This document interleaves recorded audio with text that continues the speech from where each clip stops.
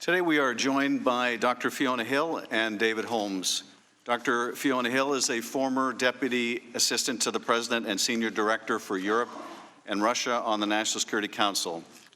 Before returning to government, she was a Senior Fellow at the Brookings Institution, where she directed the Center on the United States and Europe. She previously worked at the National Intelligence Council, the Eurasia Foundation, and the John F. Kennedy School of Government. David Holmes is the political counselor at the U.S. Embassy in Kiev, where he serves as the senior policy and political advisor to Ambassador Taylor, who testified earlier in these hearings. He is a career Foreign Service officer. He has previously served in Moscow, New Delhi, Kabul, Bogota, and Pristina. He has also served on the staff of the National Security Council as special assistant to the United States Secretary of State. Two final points before our witnesses are sworn. First, witness depositions as part of this inquiry were unclassified in nature, and all open hearings will also be held at the unclassified level. Any information that may touch on classified information will be addressed separately. Second, Congress will not tolerate any reprisal, threat of reprisal, or attempt to retaliate against any U.S. government official for testifying before Congress, including you or any of your colleagues. If you would please rise, raise your right hand. I will begin by swearing you in. Do you swear or affirm that the testimony you're about to give is the truth, the whole truth, and nothing but the truth, so help you God? Let the record show that the witnesses answered in the affirmative. Thank you, and you may be seated. The microphones are sensitive, so you'll need to speak directly into them. Without objection, your written statements will be made part of the record. With that, Mr. Holmes, you are now recognized for your opening statement, and when you conclude, Dr. Hill, you'll be immediately recognized thereafter for your opening statement.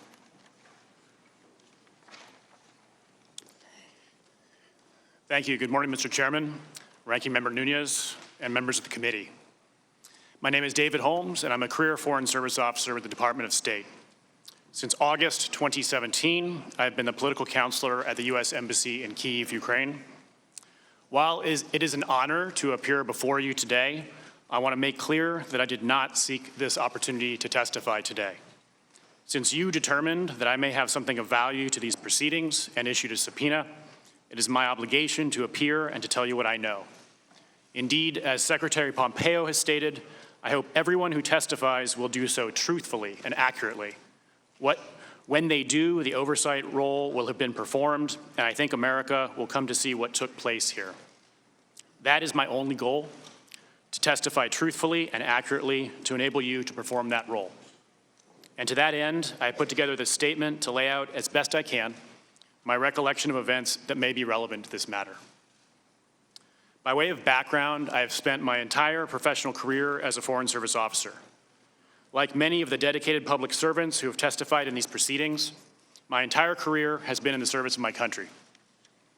I'm a graduate of Pomona College in Claremont, California, and received degrees in international affairs from the University of St. Andrews in Scotland and from Princeton University's Woodrow Wilson School of Public and International Affairs.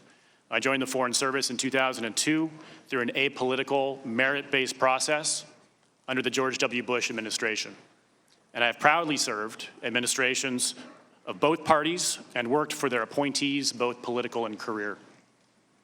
Prior to my current post in Kiev, Ukraine, I served in the political and economic sections at the U.S. Embassy in Moscow, Russia. In Washington, I served on the National Security Council staff as Director for Afghanistan and as a Special Assistant to the Undersecretary of State.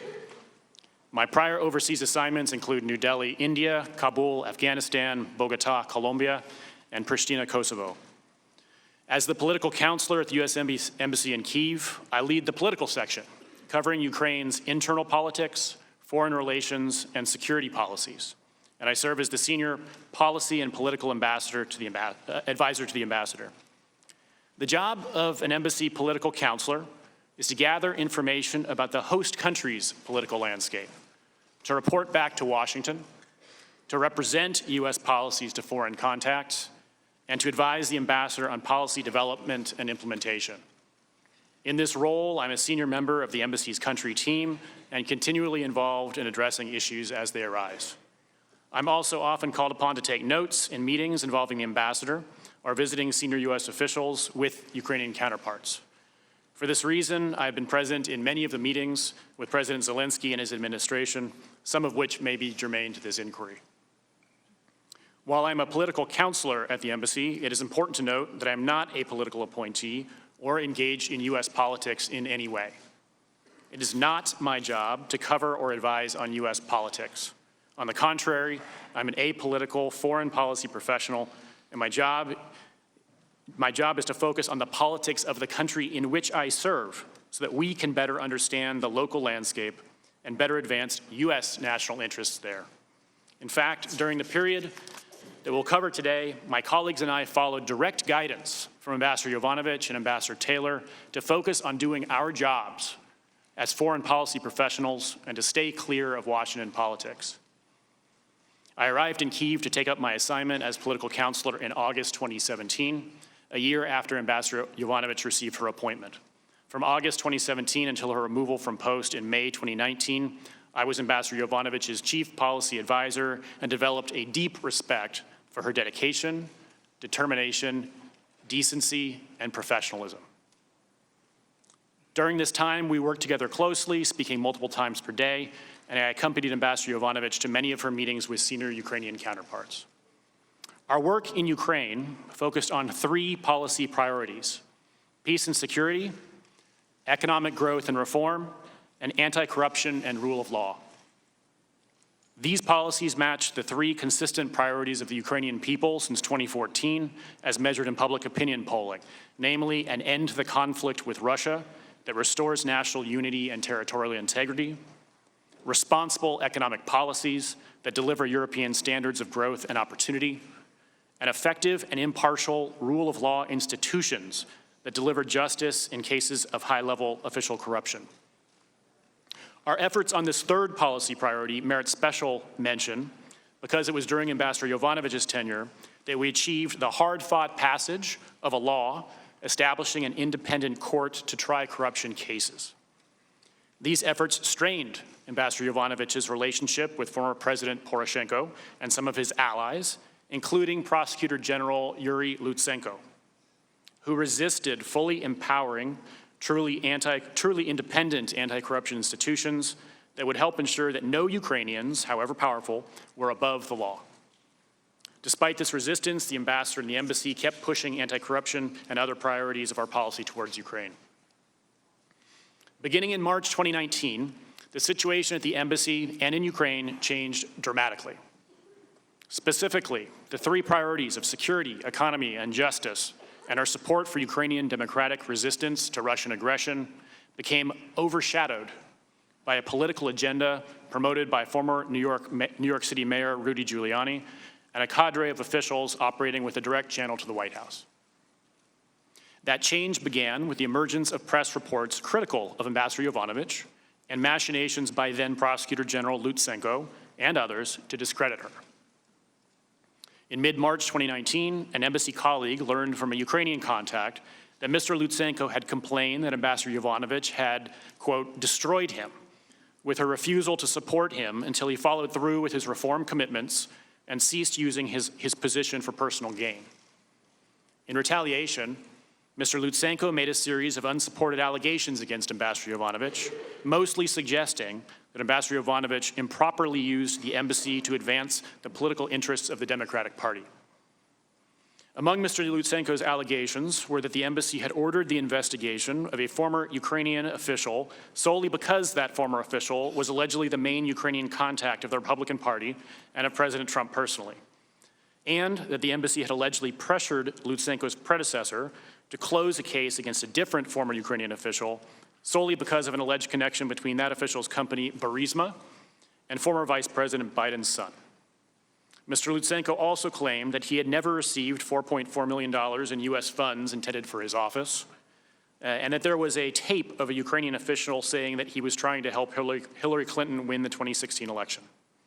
Finally, Mr. Lutsenko publicly claimed that Ambassador Yovanovitch had given him a do not prosecute list containing the names of her supposed allies, an allegation the State Department called an outright fabrication, and that Mr. Lutsenko later retracted.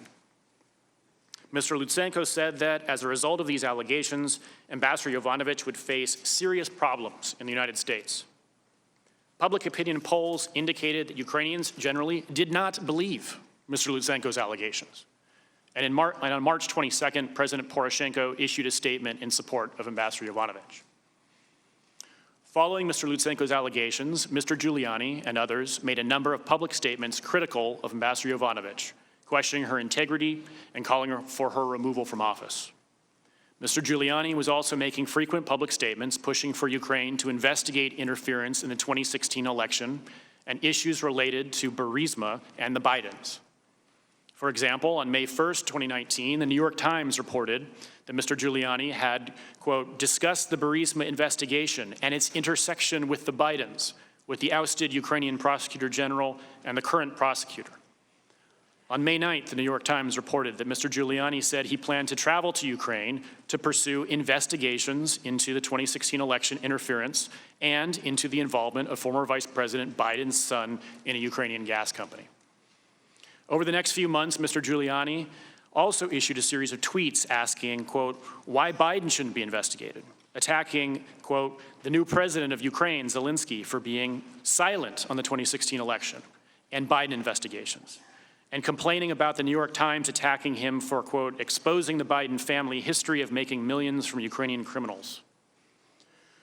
Around this time, the Ukrainian presidential election was approaching, and political newcomer and entertainer Volodymyr Zelensky, who had played a president on television, was surging in the polls, ahead of Mr. Lutsenko's political ally, President Poroshenko. On April 20th, I was present for Ambassador Yovanovitch's third and final meeting with then-candidate Zelensky, ahead of his landslide victory in the runoff election the next day. As in her two prior meetings that I also attended, they had an entirely cordial, pleasant conversation and signaled their mutual desire to work together. However, the negative narratives about Ambassador Yovanovitch had gained currency in certain segments of the United States press. On April 26th, Ambassador Yovanovitch departed for Washington, D.C., where she learned that she would be recalled early. The barrage of allegations directed at Ambassador Yovanovitch, a career ambassador, is unlike anything I have seen in my professional career. Following President-elect Zelensky's victory, our attention in the embassy focused on getting to know the incoming Zelensky administration and on preparations for the inauguration scheduled for May 20th, the same day that Ambassador Yovanovitch departed post permanently. It quickly became clear that the White House was not prepared to show the level of support for the Zelensky administration that we had originally anticipated. In early May, Mr. Giuliani publicly alleged that Mr. Zelensky was, quote, surrounded by enemies of the US president and canceled a visit to Ukraine.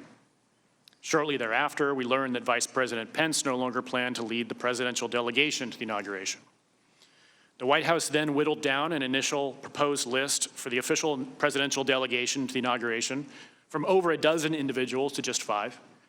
Secretary Perry as its head, Special Representative for Ukraine negotiations Kurt Volker, representing the State Department, National Security Council Director Alex Vindman, representing the White House, Temporary Acting Chargé d'Affaires Joseph Pennington, representing the embassy, and Ambassador to the European Union Gordon Sondland.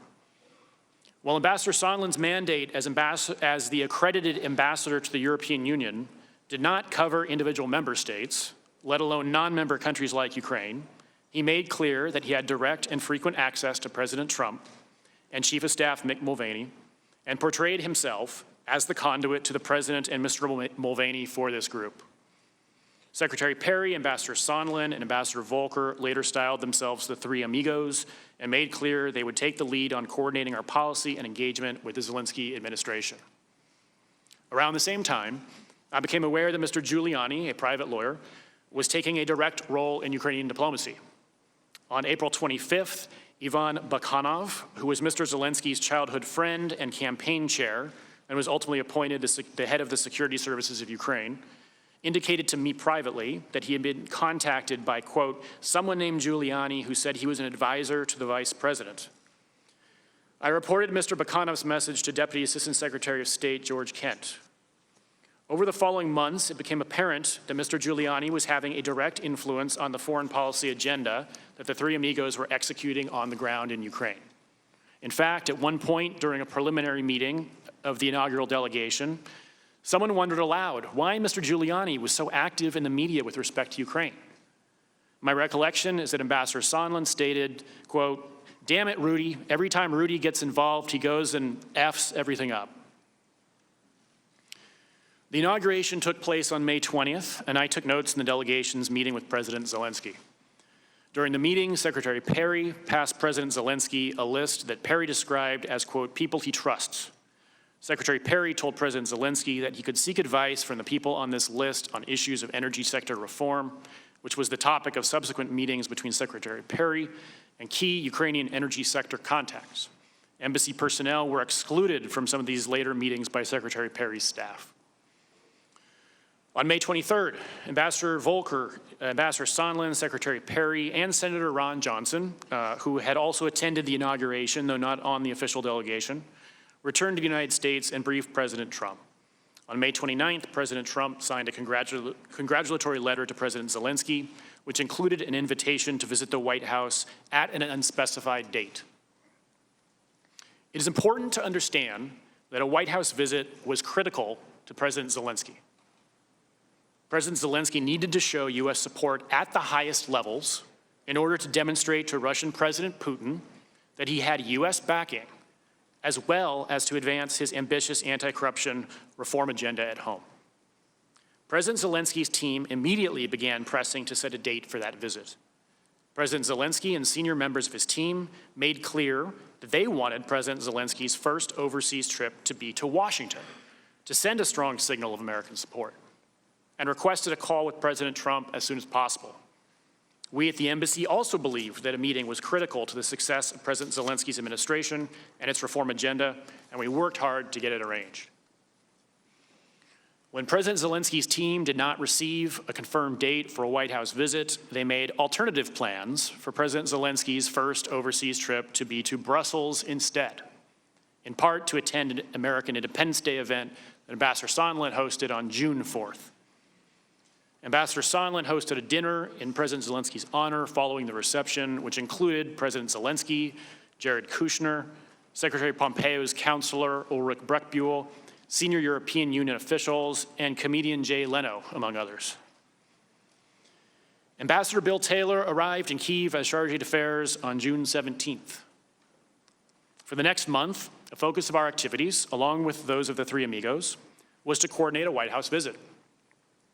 To that end, we were working with the Ukrainians to deliver things that we thought President Trump might care about, such as commercial deals that would benefit the United States, which might convince President Trump to agree to a meeting with President Zelensky. The Ukrainian policy community was unanimous in its recommendation in recognizing the importance of securing the meeting and President Trump's support. Ambassador Taylor reported that Secretary Pompeo had told him prior to his arrival in Kyiv, quote, "We need to work on turning the president around on Ukraine." Ambassador Volker told us that the next 5 years could hang on what could be accomplished in the next 3 months. I took that to mean that if we did not earn President Trump's support in the next 3 months, we could lose the opportunity to make progress during President Zelensky's 5-year term. Within a week or two, it became apparent that the energy sector reforms, the commercial deals, and the anti-corruption efforts on which we were making progress were not making a dent in terms of persuading the White House to schedule a meeting between the presidents. On June 27th, Ambassador Sondland told Ambassador Taylor in a phone conversation, the gist of which Ambassador Taylor shared with me at the time, that President Zelensky needed to make clear to President Trump that President Zelensky was not standing in the way of, quote, investigations. I understood that this meant the Biden-Burisma investigations that Mr. Giuliani and his associates had been speaking about in the media since March. While Ambassador Taylor did not brief me on every detail of his communications with the three amigos, he did tell me that on a June 28th call with President Zelensky, Ambassador Taylor and the three amigos, it was made clear that some action on Burisma Biden investigation was a precondition for an Oval Office visit. Also on June 28th, while President Trump was still not moving forward on a meeting with President Zelensky, he met with Russian President Putin at the G20 summit in Osaka, Japan, sending a further signal of lack of support to Ukraine. We became concerned that even if a meeting between Presidents Trump and Zelensky could occur, it would not go well. And I discussed with embassy colleagues whether we should stop seeking a meeting altogether. While the White House visit was critical to the Zelensky administration, a visit that failed to send a clear and strong signal of support likely would be worse for President Zelensky than no visit at all. Congress has appropriated $1.5 billion in security assistance for Ukraine since 2014. This assistance has provided crucial material and moral support to Ukraine in its defensive war with Russia, and has helped Ukraine build its armed forces virtually from scratch into arguably the most capable and battle-hardened land force in Europe. I've had the honor of visiting the main training facility in Western Ukraine with members of Congress and members of this very committee, Ms. Stefanik, where we witnessed firsthand U.S. National Guard troops, along with allies, conducting training for Ukrainian soldiers. Since 2014, National Guard units from California, Oklahoma, New York, Tennessee, and Wisconsin have trained shoulder to shoulder with Ukrainian counterparts. Given the history of U.S. security assistance to Ukraine and the bipartisan recognition of its importance, I was shocked when on July 18th, an Office of Management and Budget staff member surprisingly announced the hold on Ukraine security assistance. The announcement came toward the end of a nearly 2-hour National Security Council secure video conference call, which I participated in from the embassy conference room. The official said that the order had come from the president and had been conveyed to OMB by Mr. Mulvaney with no further explanation. This began a week or so of efforts by various agencies to identify the rationale for the freeze, to conduct a review of the assistance, and to reaffirm the unanimous view of the Ukraine policy community of its importance. NSC counterparts confirmed to us that there had been no change in our Ukraine policy, but could not determine the cause of the hold or how to lift it. On July 25th, President Trump made a congratulatory phone call to President Zelensky after his party won a commanding majority in Ukraine's parliamentary election. Contrary to standard procedure, the embassy received no readout of that call, and I was unaware of what was discussed until the transcript was released on September 25th. Upon reading the transcript, I was deeply disappointed to see that the president raised none of what I understood to be our interagency agreed upon foreign policy priorities in Ukraine, and instead raised the Biden-Burisma investigation and referred to the theory about CrowdStrike and its supposed connection to Ukraine in the 2016 election. The next day, July 26, 2019, I attended meetings at the presidential administration building in Kiev with Ambassador Taylor, Ambassador Volker, and Ambassador Sondland, and I took notes during those meetings. Our first meeting was with President Zelensky's chief of staff. It was brief, as he had already been summoned by President Zelensky to prepare for a subsequent broader meeting. But he did say that President Trump had expressed interest during the previous day's phone call in President Zelensky's personnel decisions related to the Prosecutor General's office. The delegation then met with President Zelensky and several other senior officials. During the meeting, President Zelensky stated that during the July 25th call, President Trump had, quote, 3 times raised some very sensitive issues, and that he would have to follow up, Zelensky, would have to follow up on those issues when he and President Trump met in person. Not having received a readout of the July 25th call, I did not know at the time what those sensitive issues were. After the meeting with President Zelensky, Ambassador Volker and Ambassador Taylor quickly left the presidential administration building for a trip to the front lines. Ambassador Sondland, who was to fly out that afternoon, stayed behind to have a meeting with Andriy Yermak, a top aide to President Zelensky. As I was leaving the meeting with President Zelensky, I was told to join the meeting with Ambassador Sondland and Mr. Yermak to take notes. I had not expected to join that meeting and was a flight of stairs behind Ambassador Sondland as he headed to meet with Mr. Yermak. When I reached Mr. Yermak's office, Ambassador Sondland had already gone into the meeting. I explained to Mr. Yermak's assistant that I was supposed to join the meeting as the embassy's representative and strongly urged her to let me in, but she told me that Ambassador Sondland and Mr. Yermak had insisted that the meeting be one-on-one with no note taker. I then waited in the anteroom until the meeting ended, along with a member of Ambassador Sondland's staff and a member of the U.S. Embassy Kyiv staff. When the meeting ended, the two staffers and I accompanied Ambassador Sondland out of the presidential administration building. Ambassador Sondland said that he wanted to go to lunch, and I told Ambassador Sondland that I'd be happy to join him and the two staffers for lunch if he wanted to brief me out on his meeting with Mr. Yermak or discuss other issues.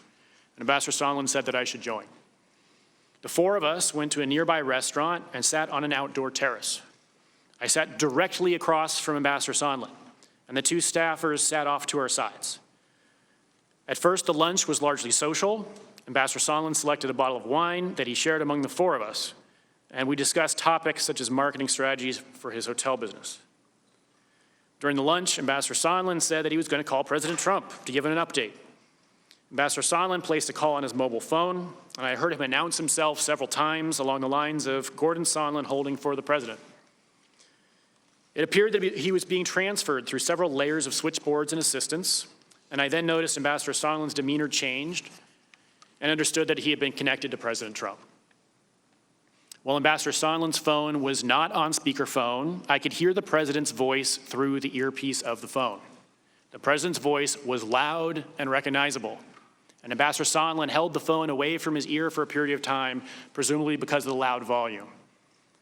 I heard Ambassador Sondland greet the president and explain he was calling from Kiev. I heard President Trump then clarify that Ambassador Sondland was in Ukraine. Ambassador Sondland replied yes, he was in Ukraine, and went on to state that President Zelensky, quote, loves your ass. I then heard President Trump ask, so he's going to do the investigation. Ambassador Sondland replied that he's going to do it, adding that President Zelensky will do anything you ask him to do. Even though I did not take notes of these statements, I have a clear recollection that these statements were made. I believe that my colleagues who were sitting at the table also knew that Ambassador Sondland was speaking with the president. The conversation then shifted to Ambassador Sondland's efforts on behalf of the president to assist a rapper who was jailed in Sweden, and I could only hear Ambassador Sondland's side of the conversation. Ambassador Sondland told the president that the rapper was, quote, kind of effed there and should have pled guilty. He recommended that the president, quote, wait until after the sentencing or it will only make it worse. And he added that the president should let him get sentenced, play the racism card, give him a ticker tape when he comes home. Ambassador Sondland further told the president that Sweden, quote, should have released him on your word, but that you can tell the Kardashians you tried. After the call ended, Ambassador Sondland remarked that the president was in a bad mood. As Ambassador Sondland stated, it was often the case early in the morning. I then took the opportunity to ask Ambassador Sondland for his candid impression of the president's views on Ukraine. In particular, I asked Ambassador Sondland if it was true that the president did not give an expletive about Ukraine. Ambassador Sondland agreed that the president did not give an expletive about Ukraine. I asked why not, and Ambassador Sondland stated that the president only cares about big stuff. I noted there was big stuff going on in Ukraine, like a war with Russia. And Ambassador Sondland replied that he meant big stuff that benefits the president, like the Biden investigation that Mr. Giuliani was pushing. The conversation then moved on to other topics.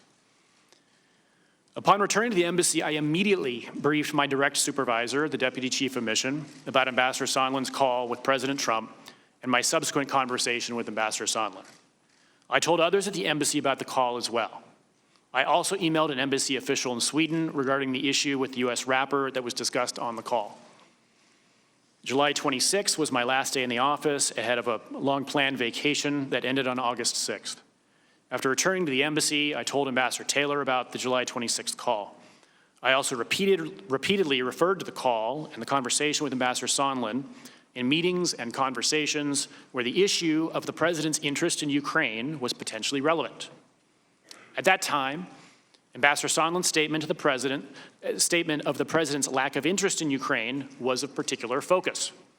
We understood that in order to secure a meeting between President Trump and President Zelensky, we would have to work hard to find a way to explain Ukraine's importance to President Trump in terms that he found compelling.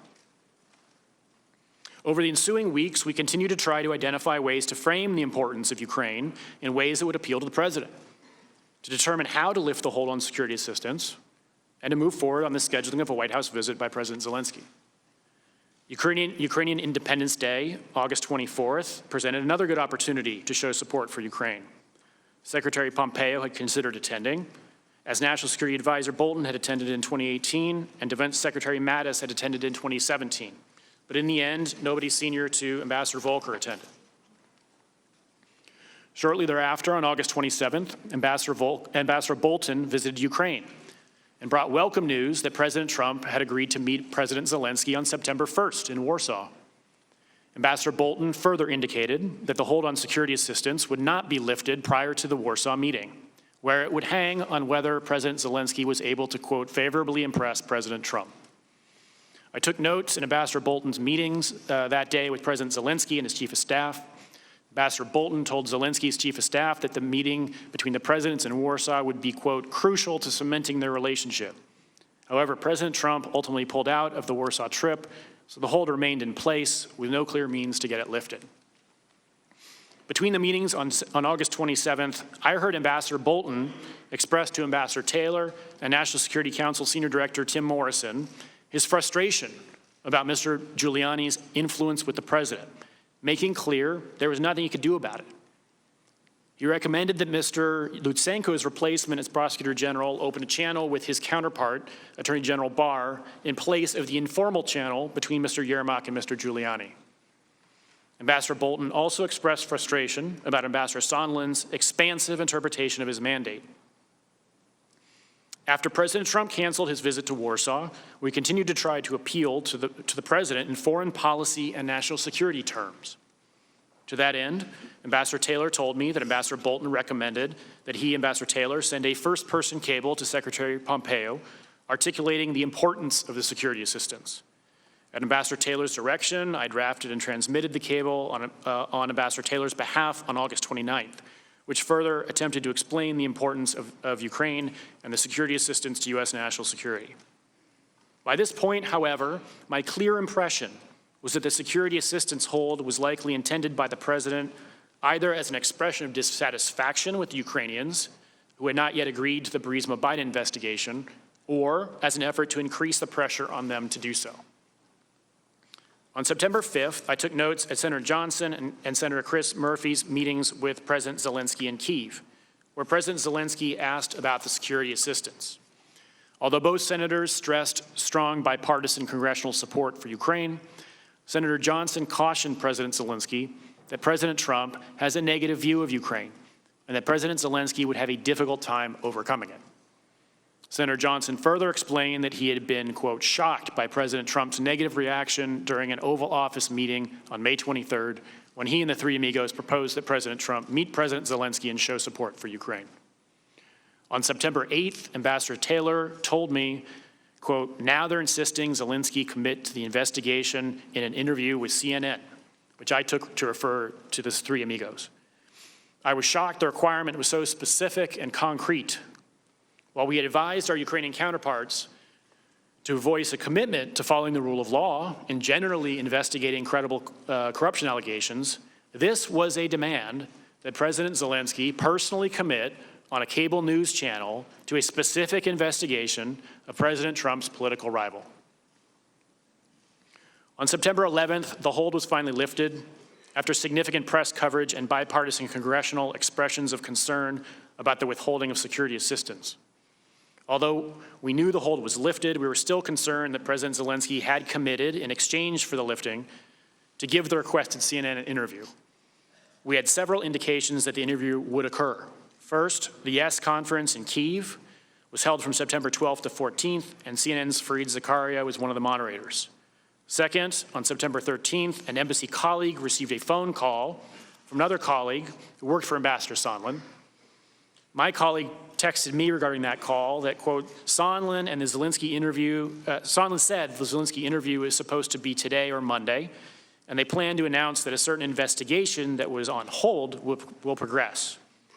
Sondland's aide did not know if this was decided or if Sondland was advocating for it.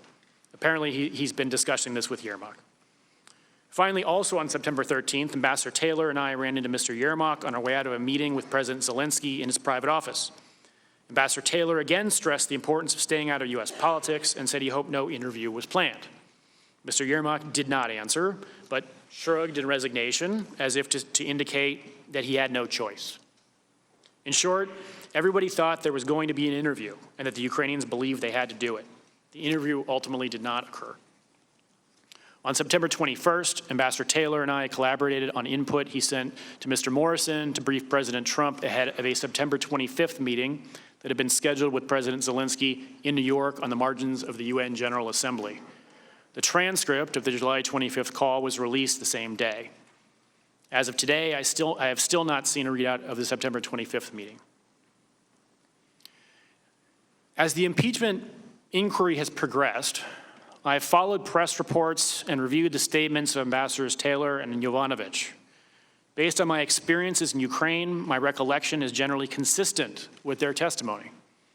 And I believe that the relevant facts were therefore being laid out for the American people. However, in the last couple weeks, I read press reports expressing for the first time that certain senior officials may have been acting without the president's knowledge or freelancing in their dealings with Ukraine. At the same time, I also read reports noting the lack of firsthand evidence in the investigation and suggesting that the only evidence being elicited at the hearings was hearsay. I came to realize that I had firsthand knowledge regarding certain events on July 26 that had not otherwise been reported, and that those events potentially bore on the question of whether the president did, in fact, have knowledge, that those senior officials were using the levers of diplomatic power to influence the new Ukrainian president to announce the opening of a criminal investigation against President Trump's political opponent. It is at that point that I made the observation to Ambassador Taylor that the incident I had witnessed on July 26th had acquired greater significance, which is what he reported in his testimony last week and is what led to the subpoena for me to appear here today. In conclusion, I'd like to take a moment to turn back to Ukraine.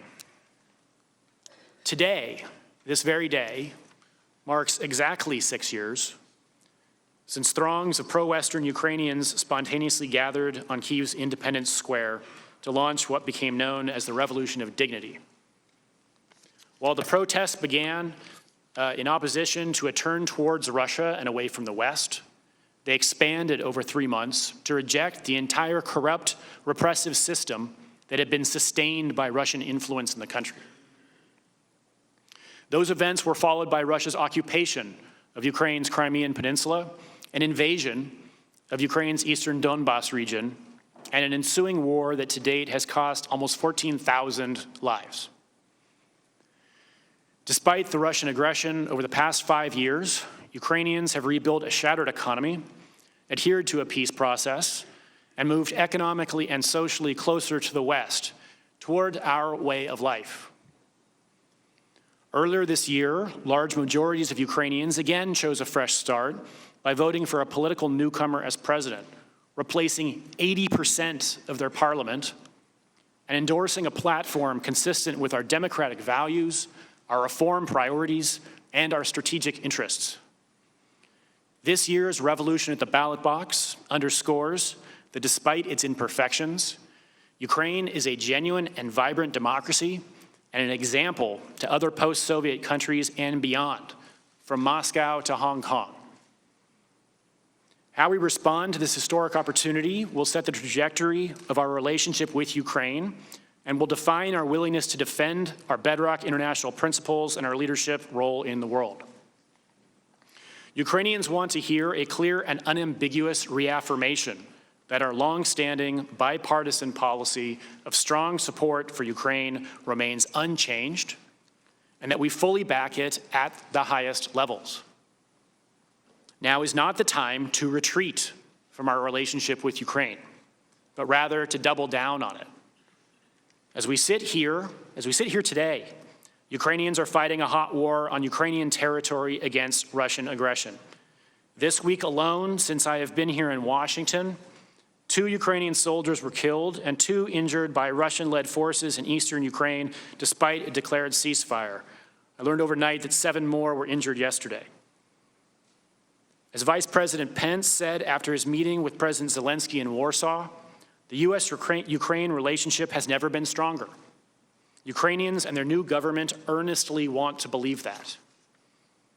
Ukrainians cherish their bipartisan American support that has sustained their Euro-Atlantic aspirations, and they recoil at the thought of playing a role in U.S. domestic politics or elections.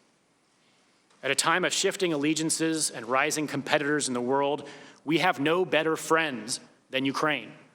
A scrappy, unbowed, determined, and above all, dignified people who are standing up against Russian authoritarianism and aggression. They deserve better.